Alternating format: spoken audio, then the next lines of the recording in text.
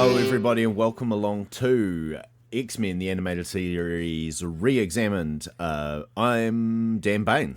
Hello, everyone. I'm Javier Hakeem. Today, we're up to episode 3 of the X-Men animated series. We've been watching them through. We've watched all 3 episodes so far, so we're going well. It's a grueling schedule. I know, we're off to a flying start.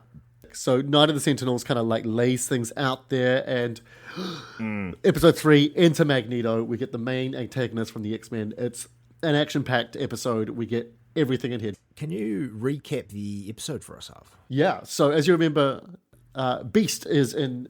He's being held prisoner as a detainee.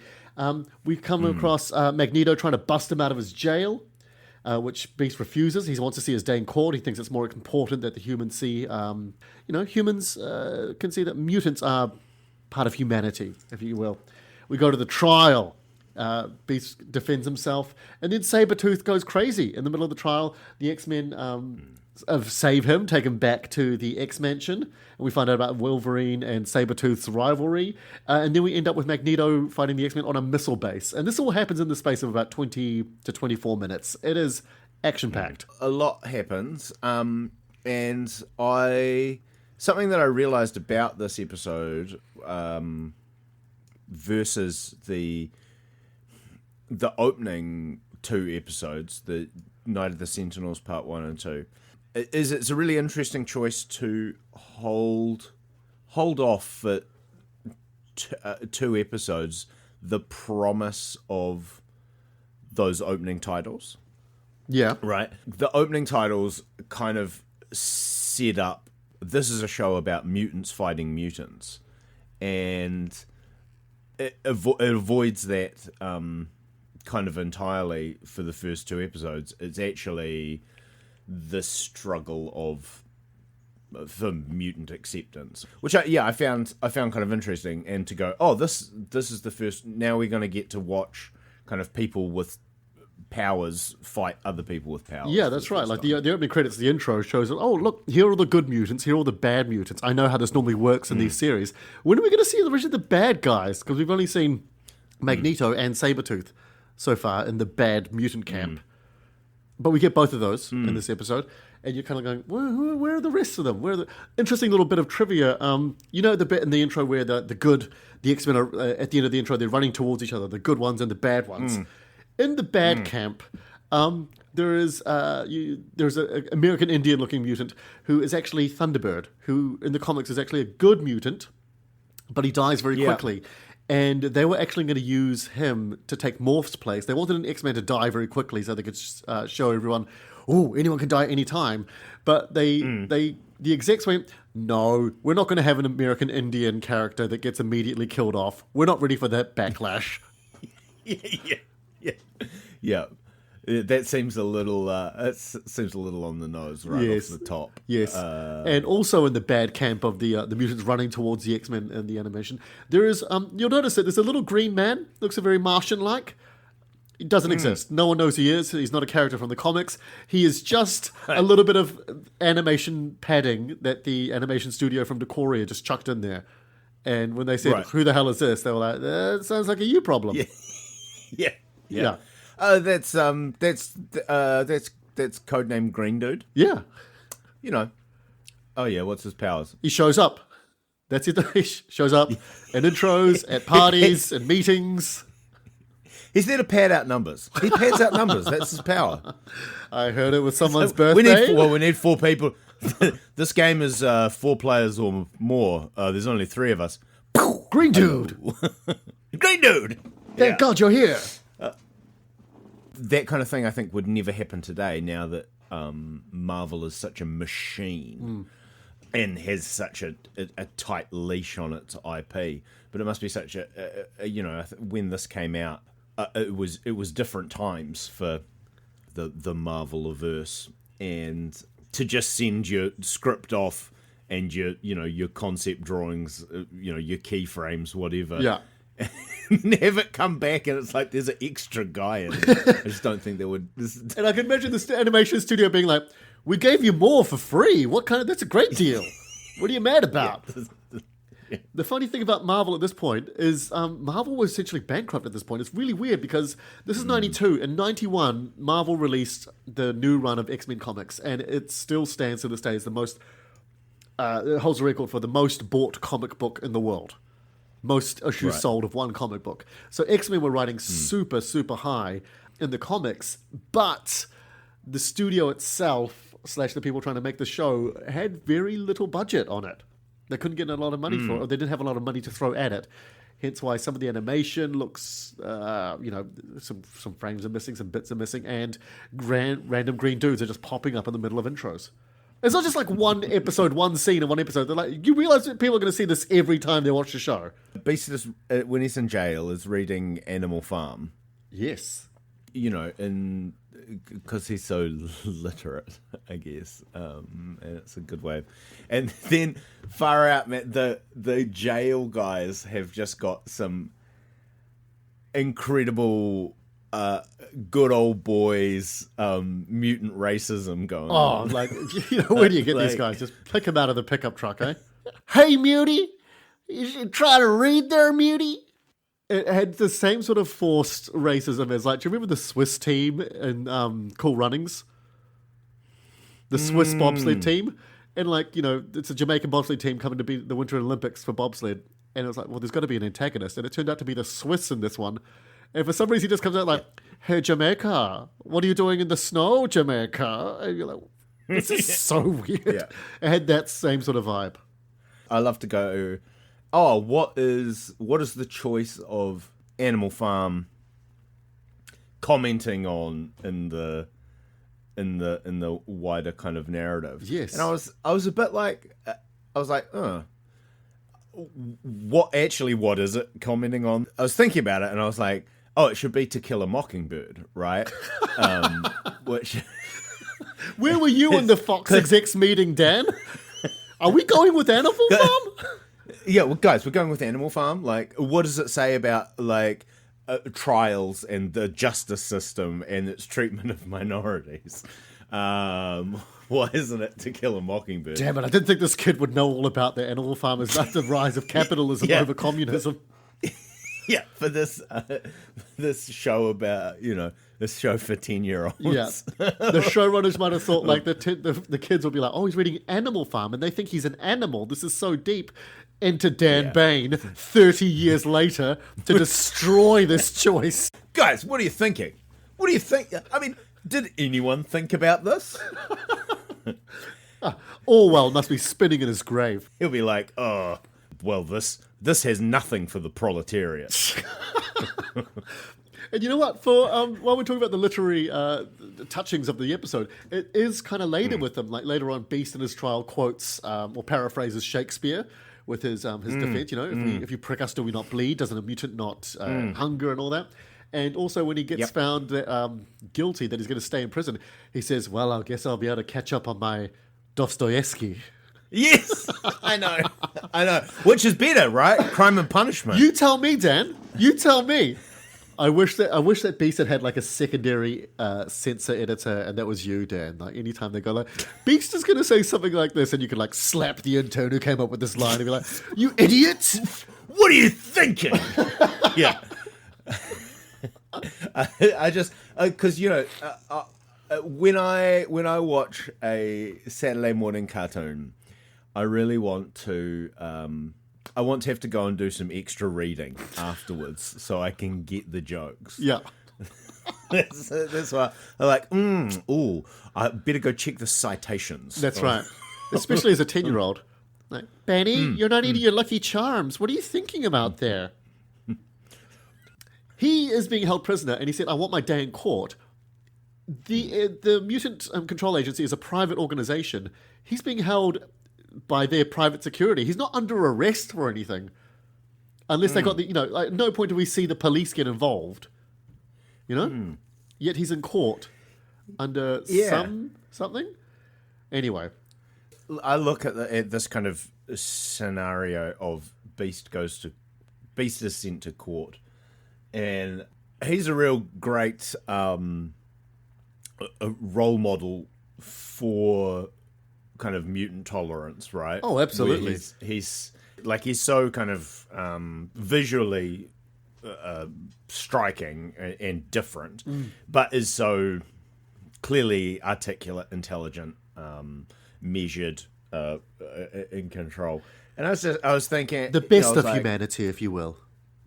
Yeah. And just like what it would have been like if it was almost any of the others. Imagine if Gambit he just has to sit there and try to flirt with the judge. Yeah. Well, that depends, Your Honor. What? You know? 6 years? Go fish. Talk about the other X-Men. So Beast is on trial, and they're all really good friends with Beast, and only Cyclops and Wolverine turn up to his trial. How would you feel if you're out there like, we're a family, right, guys? Hey, Scott Summers, Wolverine, Logan, it's me, Beast. Where are the rest of the guys? Are they parking the jet? They're coming, right? I mean, Rogue. They had a thing. Rogue, Gambit, Storm, Jubilee, Professor X. Come on. Nobody? Are you shitting me? Nobody.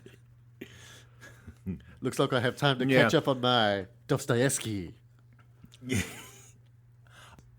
Anytime it seems pretty much that Wolverine is not in his Wolverine spandex, he's got this kind of furry collared little jacket with like a wool collar. Yes. Yeah, the Canadian I live in a cabin starter kit. It feels so 70s. Yeah. Hugh Jackman does wear one like that in X-Men, the movie, which is quite nice. A little nice callback. That is nice. Yeah. And he's also just got so much hair around the sides of his face. And then nothing. He just so much hair everywhere. And then he went, do you want to keep going and go with the mustache and beard? And he went, no. I want the anti-goatee. Yeah, oh well he can't you can't risk getting food stuck in his beard. It'll interfere with his sense of smell. Which I believe gets demonstrated in this one as well. Or was it the next one? I'm sure justice. There was more Wolverine sniffing things. Yeah. Just finishing off with the courtroom scene, I like how the courtroom thing ends with Sabretooth just suddenly in the courtroom. It's not like you see him enter the courtroom or he bursts through the wall like you'd think he would. He just suddenly is there, causing havoc, throwing shit around and screaming. And it's like, no one noticed him? Yeah, surprisingly, he can be very stealthy. He was napping on the floor all curled up. Yeah, he's been in there the whole time. And that's the reason he's mad, is someone stood on his foot. Speaking of Sabretooth, the guy's massive, and down the middle, it is just so much muscle. Like his mutant ability is to have twice the number of abs as anyone else on the planet. He's huge. Yeah, he's ripped. Yeah. So they take him back to the X-Mansion, and this is where we find out about. I found this really interesting and a really good line from Wolverine, because at this point we find out about Magneto and everything. And Professor X talks about his history with him and gives him the whole backstory and everything. And then he says, Wolverine, let Sabretooth go, because Wolverine wants to kill Sabretooth. And Wolverine, when they go to fight Magneto, he says, how come we got to go trash your old enemy, but go easy on mine? And I was like, that's a good point, Wolverine. More of that, please, rather than just turning cars into convertibles. And because it just comes after Xavier kind of, I guess, giving a mission statement for his organization. Now, we must help a mutant if he's in trouble. Yes. It's the alarm. It's my old friend. We must kill him. Yeah, exactly. It's a real pivot there. It really is, isn't it? For someone who has, in so many circumstances so far, kind of been angry or stupid or driven by emotion, I think Wolverine makes a real strong logical argument here. Very much so. What's the deal? You're lucky, Professor X, that other students didn't hear Wolverine say that and go, damn, he makes a damn good point. Oh, what? Oh, he's onto something there. we've met Magneto at the start of the episode when he kind of busts into the jail. I do love how when he busts in there and Beast thinks when he first hears the rumble of the break-in, he goes, "Oh, Wolverine, so impulsive," and then he sees Magneto and realizes it's not him, and then he doesn't know who he is. He says something like, "We've not been introduced," and then he like rips up all the metal in the room and he goes, "Magneto, I presume." I'm like, so you have heard of him? You think maybe the guy that's manipulating all this metal might be Magneto? Oh, maybe that's you. He's very intelligent, Beast. So obviously Magneto, right, is he's the master of manipulating metal, and his powers are kind of magnetism based. It appears in this that the powers of magnetism allow you to kind of do anything. Yeah, they really do. They really do. I mean, for the Variet's point of view, they were like, okay, the X-Men have got a lot of powers. We need a guy that can kind of negate most of their powers. So magnetism can suddenly do anything. And I think the most jarring for me is like the concussive bolts again, like shooting stuff at like concrete and suddenly have it, fall down. There is a bit of kind of magic, like is it the power of magnet that isn't quite explained. I remember the Ian McKellen one, where he can fly, but you can see he's floating around on a little metal disc. Yeah. And so you kind of like, oh yeah, okay, I get it. He's standing on a piece of metal. He can control metal. That kind of reads. But yeah, like in this, he can fly. He can shoot. He can just fire bolts force of field. Magnetism. Yeah, he's got a force field. Very much the Sentinels can fly, and they've got a retractable rope hand, and they can fire a gas bomb. Yeah. And they can fire a laser as well. Yeah, that guy who's like coming up with the villain's toolkit is really trying to keep his job, eh? Yeah, he's He's pitching just like, everything. Oh, are they bad? What if they have all the powers? Ooh, keep talking, keep writing. That'd be a challenge. Because the team only have one power each, and then they'd have to team up to defeat this person with just one power. He's right. He speaks the truth. Does anyone here know about magnetism? No? You're hired. I mean, I bet you there's some like Uber fan right now listening to this is going, actually, he can fly by manipulating the magnetic fields that are found around us. He doesn't need a disc to float on, and the shield he's creating is by manipulating the blah blah blah in the air and the ion, reversing the ions and the atmosphere and blah blah. Sure, we're just saying, like, come on. Sure. Just, you know what? We'll give you some levity, but don't take the piss. Also, I don't want to have to, I don't want to have to do maths to. Dan's got no problem with literary hounding. Oh yeah, but maths. Yeah, we'll go and look up and see what Animal Farm, the connections and relevance. But I don't want to have to invent science to make sense of the power. I want to see, like, he pulled the rebar out of the concrete, right? That makes sense. Like, what you don't want to have to do is like have to make the justifications for yourself. The worst one is you watching it with someone who. You ever have that situation where you're watching something that's a bit sci-fi or a bit kind of in that kind of nerd culture, and you're watching it with someone who isn't, and you're kind of showing them this is a thing that and it all makes sense really because like of these simple rules and like blah, blah, blah. Yeah, and then they go, wait, what is this? And you're like, I'll just shut up and enjoy the kung fu. Just shh.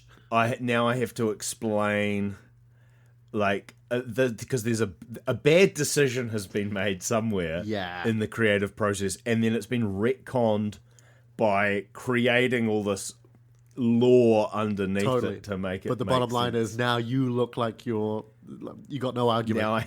The keystone's been ripped out from your arch, and you're like, The truth is, I just like it because it's cool. Yeah.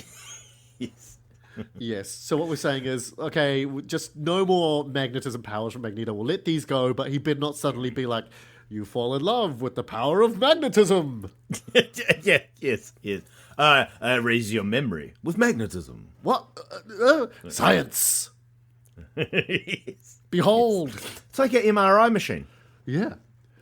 So talking about Magneto, we end up with him in a missile base. And I just remember watching this episode, just kind of recapping in my mind. We've gone from a prison breakout to a trial to backstories on vendettas for Magneto. Say the tension of Wolverine going, I'm not staying here if Sabretooth is in here. He's a danger. So we've got a potential saboteur in the base as well. And suddenly we're at a missile silo base with nuclear warheads. Yeah, like, this one... Oh my God. This one moves real fast. How much did the X-Men have to deal with on a daily basis? They've packed a lot into this. I don't think this episode is actually as... I don't think it's quite as successful as the first... as the Sentinels one in packing its... like jam-packing itself with stuff. It feels hurried, or it feels like there are some bits... What are you talking about, feels like there's connective tissue. Clearly we're going to be in a missile silo. It's full, it keeps moving, it's great. But I think with the two-part pilot, they set themselves such a really high bar. They're almost always going to be playing catch-up to that. I feel that they ran so quickly and got to the missile silo, and a bit like a train that's running so quickly it suddenly goes, oh God, we've got no tracks. We're just moving now. We're just going. Yeah. And I'm really hoping that this will become a ongoing theme. I guess this kind of speaks to the time that it came out, but the X-Men's agenda on physical destruction of computers to destroy the information inside of them continues in this one. Yeah. The way to stop a missile launch is to poke 3 knives into a computer. Well, they've got no magnetism, Dan. They have to try what they've got to do something. The X-Men is a real situation of if you're a hammer, every problem looks like a nail. Yeah. I did love when the missiles start firing and Wolverine says with total conviction, he's like, not if I can help it. And I'm like, did Wolverine take a course in like ballistic physics or something? Like he's going to go in there like, I used to work on a base or something and I know the codes. I was like, what's he got? And just starts like smashing up the computers. Yeah. What's he got? He's got knives in his hands. Yeah. And I was like, that's what he's got. Yeah. Shame on you, Harv, for thinking. You know? Something I did enjoy that. So Storm flies off after them. The missiles launch, and they've been set to kind of go straight up and then straight back down. Yeah. Classic missile strike against. I did feel for that commander going, oh, we lost control of the missiles. Oh no, they're firing. Oh, it can't get worse. Oh no, we're the target. Oh no. Yeah, he's got a shitty day to explain to the wife when he gets home. Yeah, I reckon. My quarterly report is bullshit. Oh, you won't believe what happened today. False launch. What? It gets worse. Oh, honey. No. Yeah, we were the target. No. On promotion day. So far, there hasn't been a huge amount of stage time, particularly to Professor X. But we see him he does like a bit of a special move at this point where he kind of matrixes the information on how to deactivate the missiles. I love your choice of via verb there, telepathy. By the way. Yeah, definitely. Like it's very much Storm is like, oh, I know how to disarm a missile. Yeah, let's go with lightning. Hey, lightning is a cousin of magnetism. I know. Magneto said so in the episode. Storm can clearly kind of control the amplitude of her lightning. Well, that's what we're going with, right? Right, where like clearly it can be like a massive kind of ba-boom, the power of lightning, but it can also be a bit just like, and people are like, oh, ow. Yeah. So she's not constantly electrocuting people to death. If we actually demonstrate them using this ability in a combat kind of situation, it's going to be horrific. Yeah. On these soldiers that are just doing their jobs. Yeah. Just on these unpowered kind of guys, they're just going to be eviscerated. There's something about that. I remember when the Teenage Mutant Ninja Turtles movie, the Michael Bay one, came out, and I actually the turtles in that one were so overpowered. I actually started feeling sorry for the people they were beating up and the guards that were shooting at them. And one bit in the movie, one of them takes a bullet to the shell, and he turns around, he goes to Michelangelo, and he goes, "I'm bulletproof." And I was like, you've just taken away all the jeopardy, and now these guys are completely ineffectual. It's a bit mean. So I think that's what you're saying with if Storm went full lightning. And I like with the warheads, she's like, okay, I understand how to do the warheads. Now it's suddenly like soldering level electronics. Yes. And I wonder if the guys that sold all these missiles to the military were like, okay, these are missiles. Don't fly them on a windy day, and don't nowhere. You got keep them away from shocks, all right? Because that'll just throw this all to hell. No lightning storms, clear skies only. Now, guys, obviously, when you start global Armageddon, okay, it's got to be a nice day. 2 reasons. One, bad weather's going to put they can't just. Secondly, irony. It's got to be a nice day. Yeah, these things are programmed to only fly when birds are chirping, and just so that moment happens where the birds stop chirping and everyone goes, "What?" and looks up at the sky. Yeah, we made these with a vision in mind. Yeah, a big theatrics missile manufacturers. Again, where were the rest of the X-Men? Like, this is Professor X's biggest foe, and he's like, gotta get him now. He's at a nuclear missile silo. The consequences are very high. What better things do you have to be doing? Gambit, Rogue, I'm looking at you. Oh, Jean Grey? She's not anywhere here. Jean Grey's role so far has been to cry. You'll get a code name when you can just go through a mission without turning on the waterworks, okay? But yeah, so Storm does that, and she kind of faints in the air. Yeah.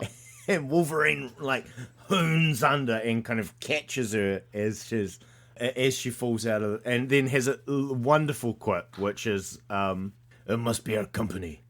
She's asleep." and then he's like, "Mission accomplished, buddy," to Cyclops, which I thought was really nice. We kind of That's nice, isn't it? They can work together and get along. What was your favorite bit about this episode? I think my favorite bit of could be a shot, a line, and a theme, an idea, anything. Oh, one of my favorite things, and it's just such a shorthand for a certain situation, and I was just like, oh wow, extraordinary. Is in the courtroom scene at the end of it, just before. I think it's just before Sabretooth kind of comes in and trashes it.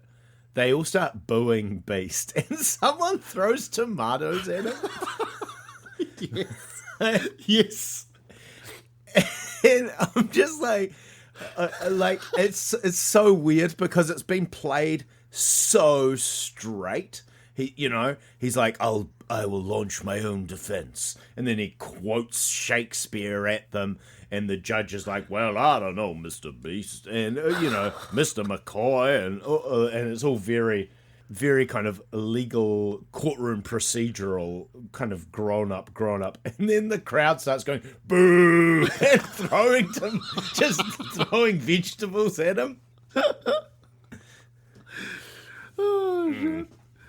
For all of its kind of maturity and kind of sophistication to storytelling, there's still some real Saturday morning cartoon inside it. And adding to the Saturday morning cartoon hijinks, do you notice when Magneto tries to break Beast out of jail, he steals the guard's belt, he steals his, uses his magnet to take his gun and his equipment, and his belt goes, and immediately we know in a cartoon, as soon as your belt goes, your trousers are going to fall down. And his Yes. cousin, and he goes, "Oh, Sarge, he can see my, he can see Yeah. my undies." There's that, And also- he does it. yeah. He does like a Scooby-Doo runoff. Yes, like the shameful Yeah. grab whatever you can Oh, to no, cover no. yourself. Whoop. Yeah. I'm just gonna go over here. Yeah. And also, there's a guy in a tank when they're showing off how badass Magneto is. Nothing can take him down, even a tank. And he disintegrates his tank and makes it fall apart. Where there's just a guy who's driving the tank in midair. And he does that kind of like Roadrunner Coyote look down, like, "Oh, there's nothing holding me up. Now I'll fall down." I think me at 10 wouldn't have kind of noticed that. Would have just been like, yeah, this is what entertainment is. Well, that's what physics is to And- a 10-year-old. And then me at like 17 through 23 would be like, ugh. You But know, to be fair, mate, you why are 17 to they 23, wrecking? that was your attitude Why are to they everything. wrecking it? Why are they but now I'm just like, yeah. Of course, when his belt comes off, we see his undies, and he's like, "Oh no!" Like My dignity. mwah, mwah. Yeah, Chef's kiss on that. the chef's kiss on that, I tell you. Oh, Yeah. and on that note, I think that's everything we need to say about that episode. Action-packed. We jump from courtroom dramas to Shakespeare to Dostoevsky, Animal Farm, missile silos, and Professor X pulling off an awesome telepathy move, showing us a little bit of like, oh, he's actually quite good. He's quite cool. He's got an awesome power. That could come in useful. Might come in useful. Yeah, interested to see where things go from here. What's next for the adventures of the X-Men? But of course, for us, our adventures, of course, just go back to the cupboard we live in. And the adventures for listeners are, of course, to follow and subscribe to the show on your platform of choice. That's where you get the podcasts. You can do that. Tell a friend is probably the best thing you can do if you enjoy the show. Tell a friend. There are links if you'd like to follow either of Javier or myself's kind of other antics in the world. There are links to all of them in the notes for the show. Leave a comment. Tell us what you think. And if there's anything we missed out. Well, I'm sure there is. All right. We'll see you next time. Thanks, Hav. Thanks, bro. Catch you later.